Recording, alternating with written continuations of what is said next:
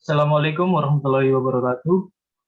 Perkenalkan, kami dari kelompok 8 mata kuliah Simulasi Sistem Industri kelas A. Di sini kami terdiri dari 5 orang. Yang pertama, Fernando Pratama, NIM 122180045. Yang kedua, Muhammad Hanif Ardian, NIM 122180056. Yang ketiga, Ardiano Vena, NIM 122180127.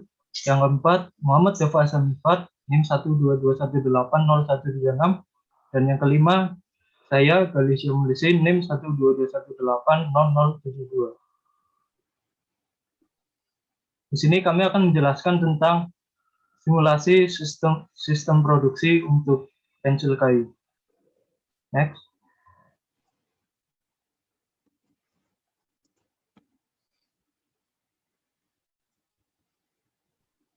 Yang pertama ada pengumpulan data.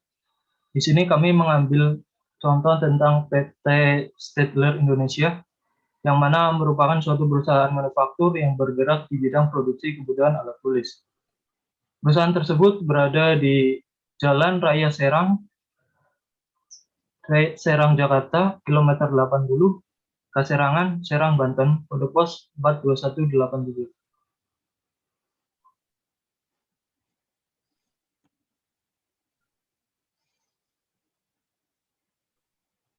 Selanjutnya ada data mesin. Data mesin yang dikumpulkan adalah seperti nama mesin, jumlah mesin, kapasitas mesin, dan downtime. Informasi-informasi tersebut dapat dilihat pada tabel 1. Tabel 1 ada di sebelah kanan, dari data mesin, mulai dari nomor 1, mesin pembuat alur slat, jumlah mesin 2, kapasitas mesin 1000 unit per jam. Yang kedua, mesin pengeleman, jumlah mesin 1, kapasitas mesin 240 unit per jam, sampai dengan mesin ke-12 yang bernama meja packaging dengan jumlah mesin 2, kapasitas mesin 400 unit per jam. Next.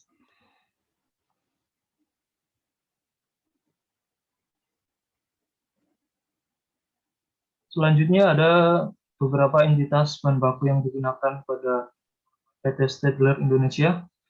Yang pertama ada selat kayu atau basswood, yang kedua ada leads atau isian pensil, yang ketiga ada lem, yang keempat ada cat warna, lalu kemudian yang kelima ada kertas packaging. Next.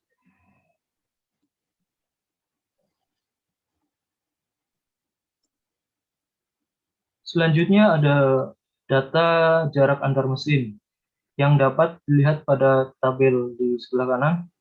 Yang pertama ada mesin pembuat alur slat dan mesin pengeleman, jarak antar mesin 0,5 meter. Yang kedua mesin pengeleman dan mesin pemasang leads, jaraknya 0,3 meter. Yang ketiga mesin pemasang leads dan mesin penempel slat, jaraknya 0,6 meter. Yang keempat mesin penempel slat dan mesin clamping, jarak antar mesin 1 meter. Yang kelima ada mesin clamping dan mesin pemotong, jarak antar mesin 0,3 meter.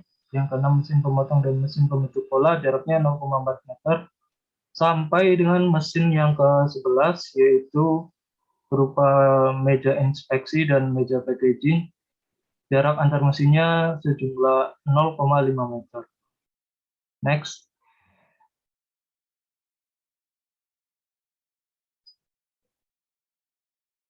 Selanjutnya ada data mengenai resources.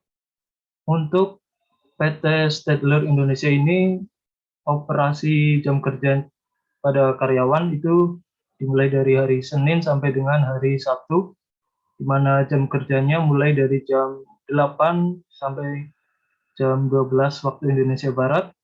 Selanjutnya istirahat jam 12 sampai jam 1 siang waktu Indonesia Barat. Selanjutnya bekerja lagi sampai dengan pukul 16 waktu Indonesia Barat. Untuk resources pada tabel sebelah kanan, yang pertama ada nama mesin pembuat alur slat, jumlah operator 2. Yang kedua, mesin pengeleman jumlah operator 1, mesin pemasang leads jumlah operator 2, mesin penempel slot jumlah operator 1, mesin clamping jumlah operator 1, mesin pemotong jumlah operator 2, mesin pembentuk pola jumlah operator 1, mesin pengecetan jumlah operator 2, mesin cetak 1, mesin raut 1, mesin meja inspeksi 2, lalu meja packaging 2. Next.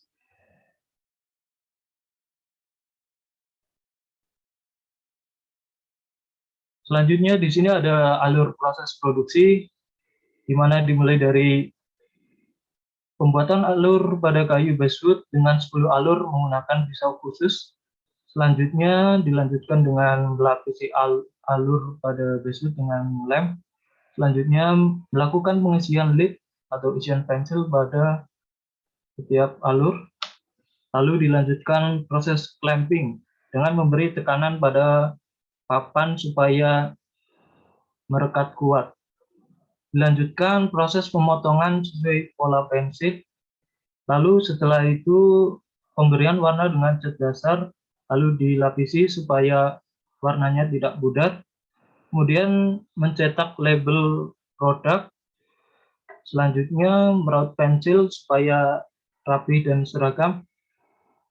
Selanjutnya ada inspeksi produk, dilakukan dengan pengecekan pada produk yang telah dibuat supaya spesifikasi dari produk tersebut terjaga.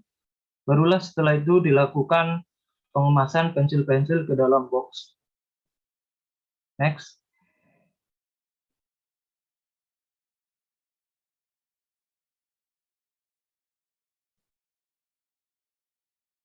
Selanjutnya di sini ada data arrival, di mana ada lokasi gudang bahan baku, jumlahnya 1000 unit per hari, lalu frekuensi kedatangannya 1 kali dalam seminggu, kemudian waktu antar kedatangan 7 hari. Next. Selanjutnya akan dilanjutkan oleh rekan saya.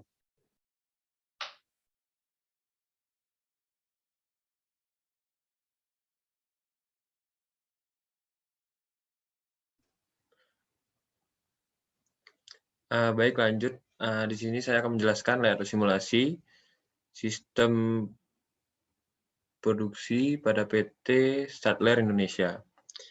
Yang bisa dilihat pada gambar layout tersebut pada PPT itu terdapat 13 departemen, yang diantaranya ada gudang bahan baku, pembuatan alur slat, pengeleman, pemasangan leads, clamping, pemotong, pembentuk pola, pengecatan, percetakan, peraut, inspeksi, packing, dan gudang produk jadi. Lanjut, berikut bisa dilihat pada layout sistem terdapat mesin-mesin pada tiap departemen. Contoh pada gudang produk jadi, itu merupakan tempat penyimpanan produk-produk yang telah siap diproduksi. Lalu contoh pada sudut kanan bawah itu ada gudang bahan baku, tempat penyimpanan bahan baku. Lalu lanjut ke pembuatan alur slat, terdapat 2 mesin. Lalu pengeleman, lanjut lagi ke pemasangan leads, lalu ke clamping, lanjut ke pemotong, terus lanjut ke pembentuk pola, lalu pengecatan, percetakan, peraut, inspeksi, dan terakhir packing. Dan lanjut ke gudang produk jadi. Lanjut, ini akan dijelaskan oleh teman saya. Oke, selanjutnya ada masuk ke bagian uji validasi. Di uji validasi sendiri kita memerlukan beberapa data seperti data pro model yaitu X1 dan juga data generate-nya X2. Nah, terdapat 10 data di tiap masing-masing data pro model dan juga data generate. Untuk Yang pertama kita dapat mencari X1 kuadrat dengan menguadratkan data promodelnya tiap masing-masingnya dan juga sama halnya dengan X2. Setelah didapatkan tiap total-totalnya, kita dapat mengambil bahwa total dari data promodel X1 sebesar 6.019 sama dengan X2. Untuk total data X1 kuadratnya 3.622.839 dan juga total data dari X2 kuadratnya 3.622.877.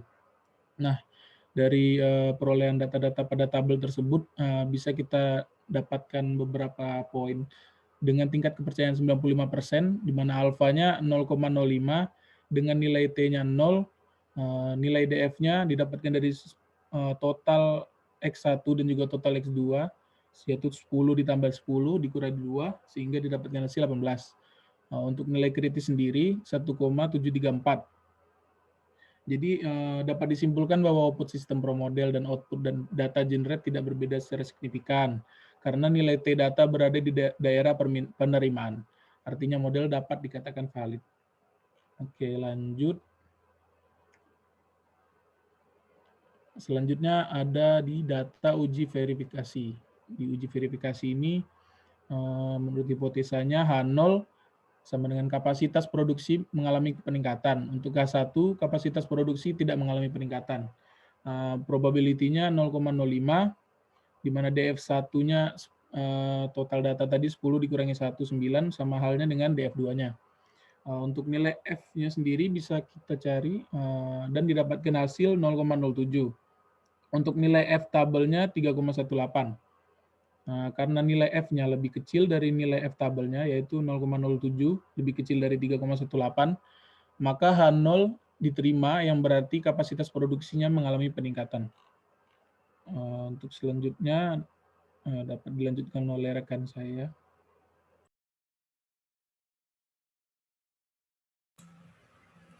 Baik, terima kasih atas penjelasan dari rekan-rekan kelompok saya.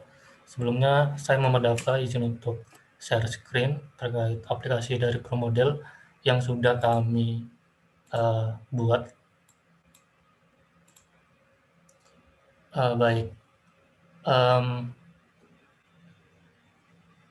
awalnya dari sistem ProModel yang sudah kami rancang ini, seperti yang tadi sudah dijelaskan oleh rekan-rekan saya, nantinya di awal dari kami akan menginput sejumlah data-data yang sudah kami peroleh sebelumnya, dimulai dari location, itu kita menginput terkait mesin-mesin atau departemen apa saja yang akan kita gunakan di dalam pembuatan pensil kayu. Dapat dilihat itu mulai dari gudang bahan baku, selanjutnya mesin pembuat alur selat, mesin campling, dan lain-lain, hingga di terakhir untuk produknya akan disimpan di gudang produk jadi. Untuk detailnya tadi sudah dijelaskan oleh rekan-rekan saya, bagaimana warna hijau itu melambangkan apa, biru melambangkan apa, orange apa, dan lain-lain. Untuk selanjutnya, setelah kita menempatkan mesin-mesin di departemen yang sesuai, maka kita akan menginput terkait entitas yang akan diproses di ProModel kami. Untuk di ProModel kami, kami menggunakan dua entitas, yang dimana selat itu merupakan bahan baku yang digunakan sebagai bahan baku utama dalam pembuatan pensil. Dan untuk yang kedua, entitas pensil itu merupakan setelah selat tadi diproses, nantinya akan menghasilkan sebuah produk pensil. Jadi ibaratnya untuk entitas pensil itu ibarat produk jadi. Selanjutnya ini merupakan alur proses dari ProModel yang udah kami buat, mulai dari N1 hingga ke tiba di gudang bahan jadi atau sebagainya, dapat dilihat di share screen kami. Untuk selanjutnya ada penempatan terkait operator di tiap-tiap departemen yang berjalan terkait dalam pembuatan pensil. Di mana yang pertama terdapat operator gudang bahan baku sebanyak 2 operator, operator mesin pembuat alur selat sebanyak 2, mesin pengeleman sebanyak 1, untuk mesin pemasang leads sebanyak 2, dan sebagainya, hingga di operator gudang produk jadi sebanyak 2. Nantinya operator-operator ini yang akan menjalankan terkait alur produksi di sistem pro model yang sudah kami rancang ini. Untuk selanjutnya di bagian proses itu dari kami merancang terkait entitas yang digunakan di setiap location atau departemen, disertai dengan waktunya, dapat dilihat dengan jelas, disertai juga operator yang memindahkan terkait entitas tersebut. Misalkan dalam departemen gudang bahan baku, itu destinasi selanjutnya menuju ke mesin pembuat alur slat, outputnya masih sama, yaitu slat, dikarenakan slat merupakan bahan baku awal yang nantinya akan diproses lebih lanjut di departemen-departemen selanjutnya. Untuk operator yang bertugas, yaitu operator mesin pembuat alur slat. Mungkin seperti itu terkait prosesnya. Selanjutnya di arrival, tadi yang sudah disebutkan oleh rekan saya, bahan baku kami tiba per hari itu sebanyak 1.000. Oleh karena itu, entitas terkait slat ini kami menaruhnya sebanyak 1.000 dan lokasinya berada di gudang bahan baku yang merupakan lokasi awal sebelum dimulainya alur produksi. Untuk selanjutnya melihat terkait total exit produk yang berhasil dibuat dari sistem pro model yang kami rancang ini dapat dilihat dengan menjalankan pro model, yaitu dengan simulation replika sebanyak 10 kali, atau artinya 10 kali berulang. Baik, akan kita run.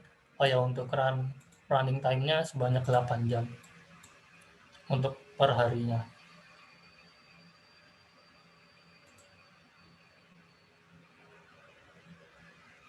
Pause.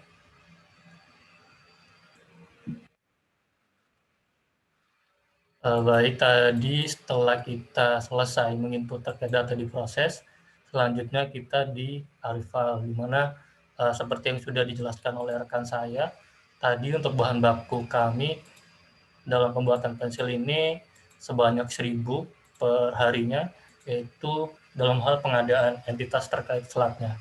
Jadi nantinya sebanyak 1.000 slat ini akan diproses lebih lanjut untuk menghasilkan output berupa pensil.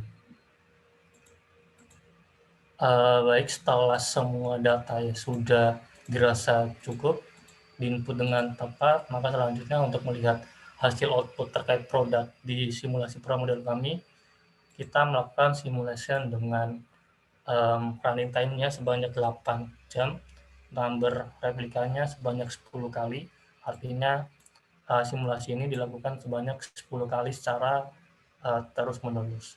Oke, kita running. Izin untuk mempercepat. Baik, dapat dilihat di simulasi yang sudah berjalan atau sedang berjalan. Tadinya awal mulanya untuk proses produksi dimulai dari location yang pertama atau departemen yang pertama, yaitu gudang produk jadi, yang dimana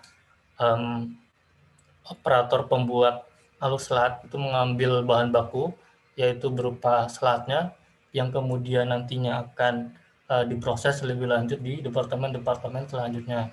Mulai dari mesin pembuat alur slat, nantinya produk atau bahan yang sudah diproses di mesin pembuat alur slat dilanjutkan ke mesin pengeleman untuk direkatkan, selanjutnya tiba ke mesin pemasang leads atau yang berwarna biru muda mungkin.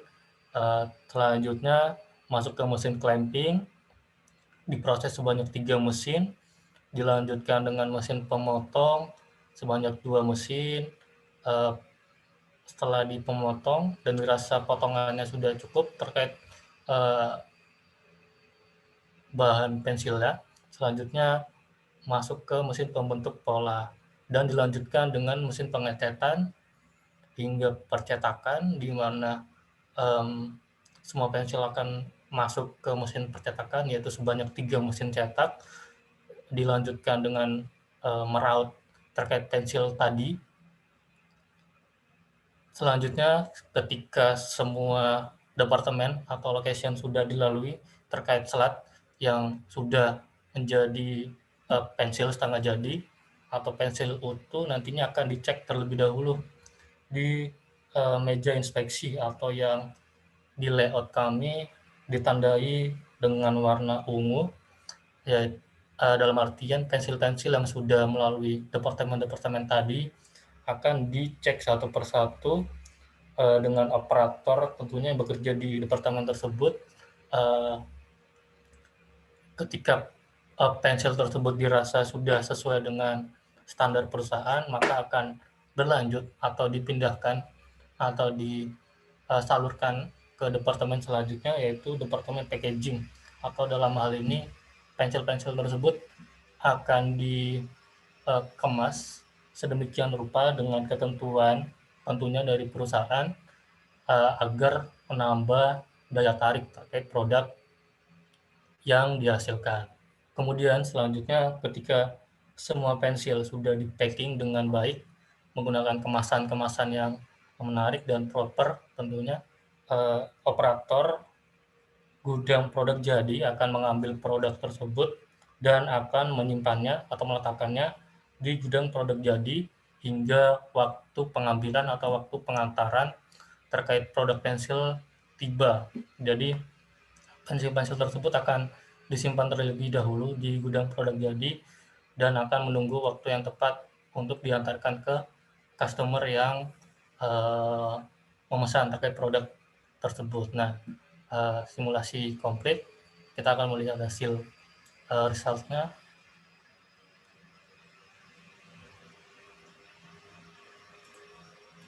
Skenario-nya normal run. Replikasinya kita lihat, karena tadi kita menginput 10 kali replikasi, maka ini merupakan hasil terkait total exit dari produk pensil yang berhasil dihasilkan di sistem promodel kami sebanyak 182, 183, dan 182. Dapat dilihat dari replikasi 1 hingga 10, hasilnya seperti pada layar. Mungkin seperti itu saja terkait penjelasan mengenai jalannya sistem promodel kami. Selanjutnya akan dijelaskan oleh rekan saya. Terima kasih.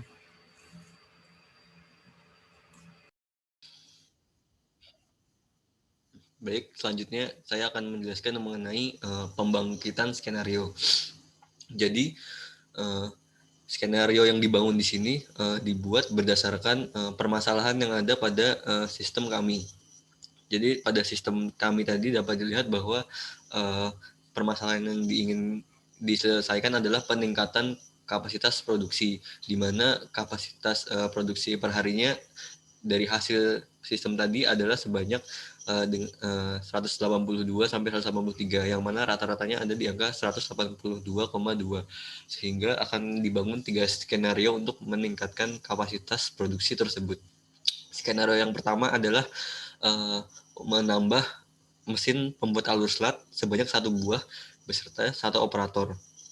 Hal ini dikarenakan dapat dilihat pada sistem tadi terjadi bottleneck pada mesin pembuat alur slat, sehingga dirasa perlu dilakukan penambahan mesin, harapannya untuk menambah kapasitas produksi. Dan dari skenario 1 ini dapat dilihat terjadi peningkatan kapasitas produksi yang mana berada di angka 314 sampai 315 dari 10 replikasi.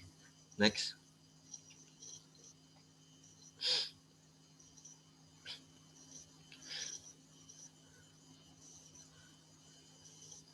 Selanjutnya adalah skenario 2, yaitu sama kami lakukan pada mesin pembuat alur slat juga, yang mana kami lakukan pengurangan waktu proses pada mesin pembuat alur slat selama 10 detik. Dan dari hasil skenario 2 ini terjadi tidak ada perubahan kapasitas produksi yang signifikan. Next.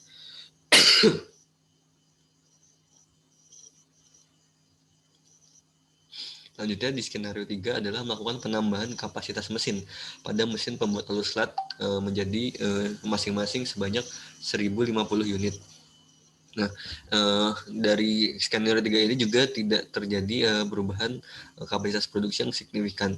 Sehingga dari 3 skenario yang kami bangkitkan, maka dipilihlah skenario 1, yaitu dengan menambah 1 mesin pembuat alur slat beserta 1 operatornya.